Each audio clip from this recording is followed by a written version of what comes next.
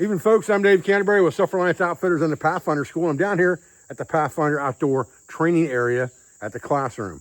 We broke our shelter down that we had in the woods last night. I got up early this morning, went fishing, came back, broke the shelter down. I drug everything down here to the classroom area because I want to show you a way to make a tarp pack that's different than you've probably ever seen before, but based on something very simplistic, which makes a tarp very useful as a backpack, especially when utilized with a frame.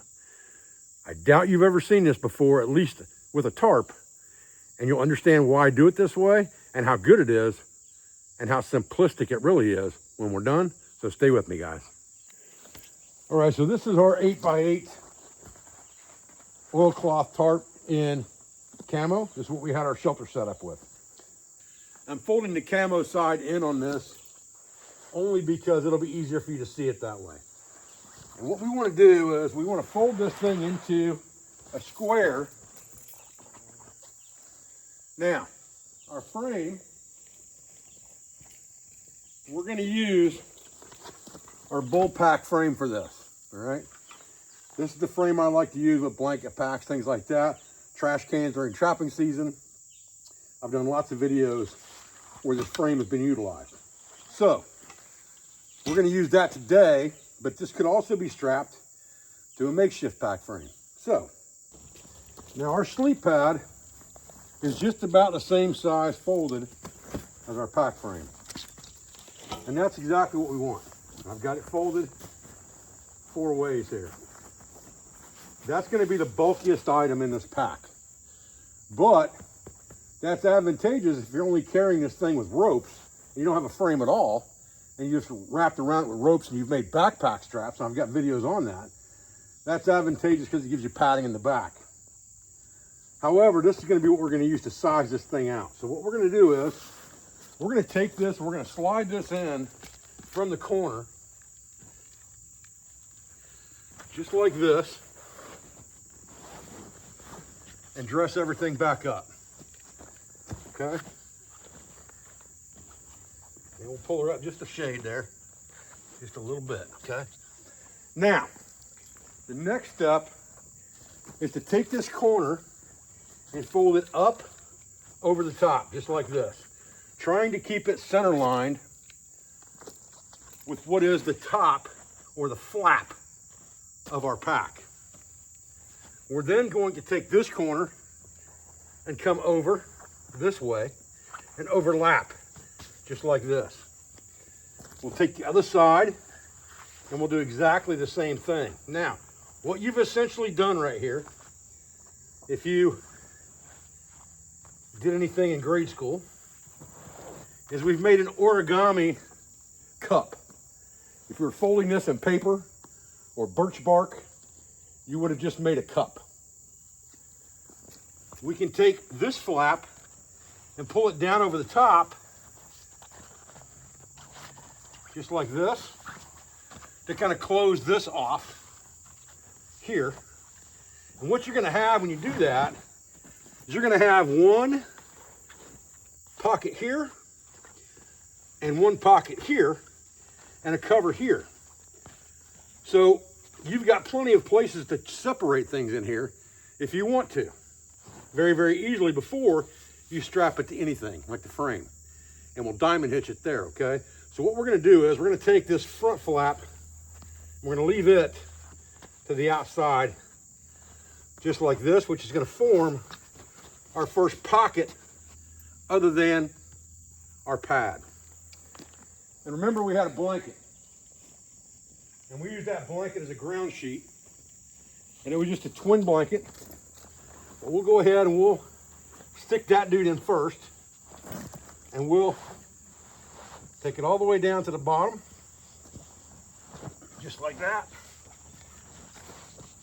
And I would probably put anything else that I wanted to get to pretty readily, a rain jacket, something like that, I would put in there too, a poncho. I would put that in that same pocket, okay?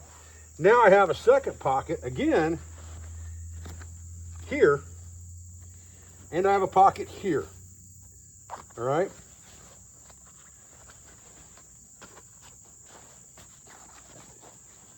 So now, when I fold this flap over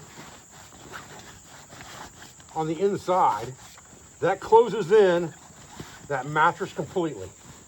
It's completely protected now all the way around. We have our blanket here, and with our blanket, we're going to store our skillet.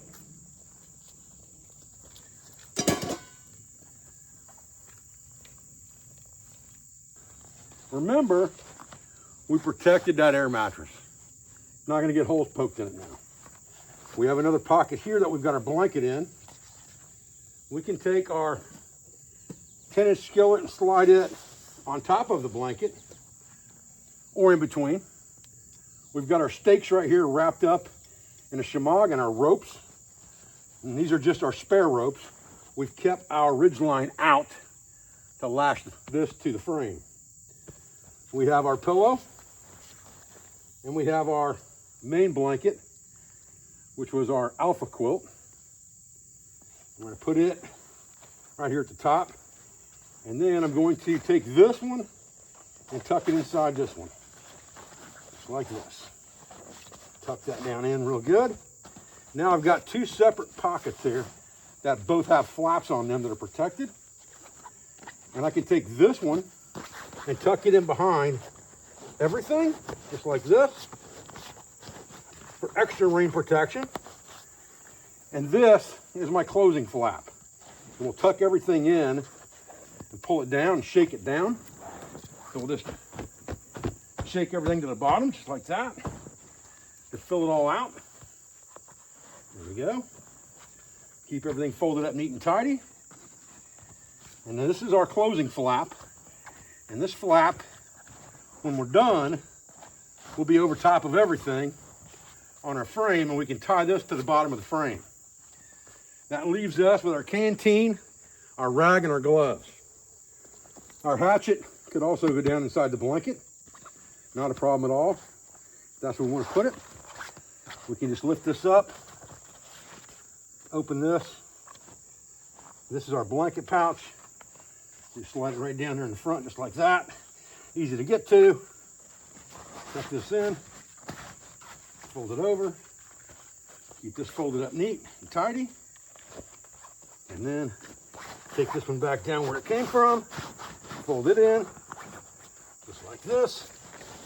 Okay, now we're good. Now we're ready to put this on the frame. And that's the next step, okay? All right, I set this up on a table so you can see it better and the light's better right here. But if your wife looks at this video, she's probably gonna be like, you know, that's very much like swaddling a baby. And it really kind of is, all right? It's another way to use a wool blanket on the ground. It's very similar fashion to this, all right?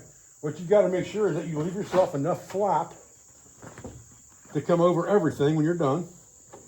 And you've gotta make sure that the width of this is gonna fit your frame. And an 8x8 does a really good job of that. A 10x10 is a little bit too large. So we'll put that right there on the frame to start our lashing. And that's going to tighten all of this stuff up. That's loosening up a little bit here now. Because once we put our lashings on this, all of this stuff is going to become very, very tight on this frame. So we're going to take our ridge line, our 30-foot ridge line, and we're just going to put a loop in one end because this pack frame has lashing points already built into it. Here, here, and here, okay? So we're going to start right here at the bottom. We're going to clip into one of those points real quick. We're going to come across the bottom and go into our other lashing point opposite that. And now is when we're going to start making sure that all of this is pulled in tight, because this first wrap is going to trap the bottom of this pack. All right, and I'll shove it right down in there to the bottom of that frame, just like that. Snug that thing down as best you can. Don't be afraid to yank on it. Then you're going to come up to the second tie-out point, which is right here, just like this. And now you're at an angle, and you're going to draw that down really tight. As you're doing that, draw your pack in. Get everything overlapped the way it belongs on the front of this pack. and everything tight. Tight as you can get it as you go. All right? Come over to this middle one here, and you're going to come back across that middle one more time because we're going to use a diamond lash on this. So we're going to come across that middle one twice and put 2 lines here on the front side. So we've got one across, one going this way, one going back and forth right here. And then this one is going to go from there up here to the top. And now we want to grab all of this stuff and make sure everything is in there neat and tidy. And we're going to come down here to this front point and pull down. Now, we have to start going the other way. Now we're going to come across the top over here, just like this, to our next lashing point. So now we've got another cross right there, kind of like.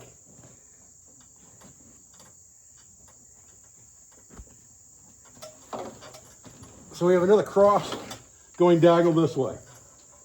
Now this one, this particular one here, needs to come down, and it's going to make our cross pattern right here. So it has to go between these lines, and we need to twist these lines 2 or 3 times. Put our hands in them and twist them. Put our line through that, and we're going to pull upwards on that, like this. And that's going to begin our diamond lash. Our diamond lash will end up right here in this diamond. This will pull it up. And we're going to go right back to this side and then go all the way down. Once we hook in, we're going to go all the way down underneath all. Come back up and go across the bottom again, just like this, and hook in. And this one now has to go up and pull down on the other side of the diamond. So now we've got to come up and hook into this one like this and pull it down.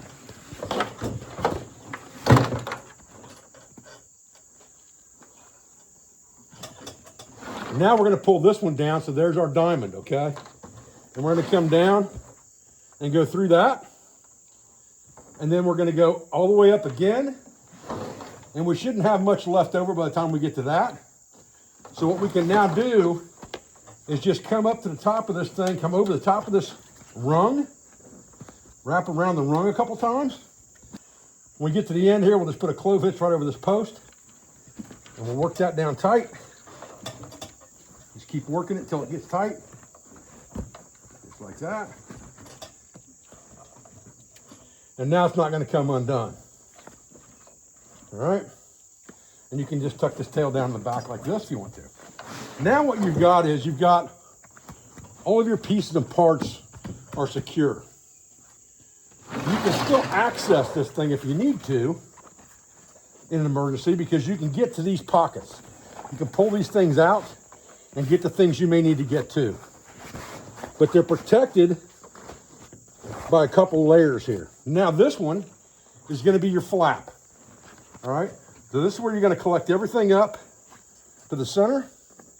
And it's good if you want to do this, that's fine too. You could do that and do it like this, but I prefer to give myself a little bit of coverage there and not draw that in too much. And now we're going to take this and our 6-foot line, and that's going to be the flap for this pack. All right, so to close this up, we're just going to hook right here to this. We're going to put our utility line, and this is a 6-foot line. So you're going to have a whole lot left of this when you're done, but that's okay. We're just going to push it through that tie-out point, which is really convenient that it's right there, obviously, eh? Just like that. We pull that down, tuck everything in, and this is our top flap for our pack. Now, if we need to get into it, all we have to do is open this, and we can get to the contents. Instead of having to take the whole thing off, we don't have to do that now. And we can just wrap around that thing, pull it down tight, come around this bottom side. And again, you know, if we want to, we can finish this with a clove hitch or whatever we decide. Whatever you do right here, I would probably do it slippery if you can, so that you can get it undone when you need to. So we'll just kind of go through here, just like this, and over top and through here. And that's gonna give us a slippery clove hitch right there. And we'll tighten that down. And then, you know, we can do whatever with this excess. We can wrap it around the bottom of this frame. We can tuck it up inside.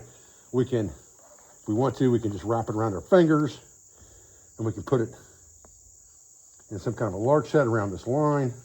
We can pretty much do whatever we want there to store that. There's no right or wrong answer to that. You just don't want it flopping around the trail on you, okay? But now we have a pack that's very neat and tidy, very well protected, and all of our camp, except for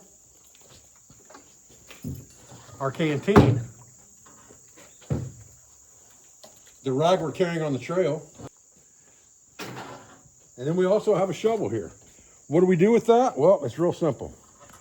We got these lines right here that we can just drop it right down into, just like this. Slide it down the pack, just like this, until we get it where we want it. Slide it all the way down or partially down, wherever you want it. Whatever's most comfortable for you. And you've got a place to carry your shovel as well. I would probably go further down if it was me. At least try to, maybe about right there. So we've got our shovel on the outside. We could have put our hatchet on the outside, but I put the hatchet inside in the blanket compartment. It's not a big deal. The shovel will do most trail clearing and things like that for me easy enough. If I had a saw, I might tuck it down on that side, but I didn't have one last night, so I didn't pack one into this pack. This gives you a way to make an actual tarp pack that's very serviceable, easily carried if you've got a frame or you've made a frame, that you can also get into without taking everything apart. I don't have to undo this whole diamond lash to get into this pack. All I have to do is undo the flap and open it up. And if I wanted to get real slick about it, I could put an adjustable toggle right there and just toggle that thing so that I could just loosen the toggle and open the flap. And it would be very, very easy to do that, okay? I just didn't do it in this demo because I didn't have it ready, but easily a toggle would work for that. All right, guys, so you can see, there it is.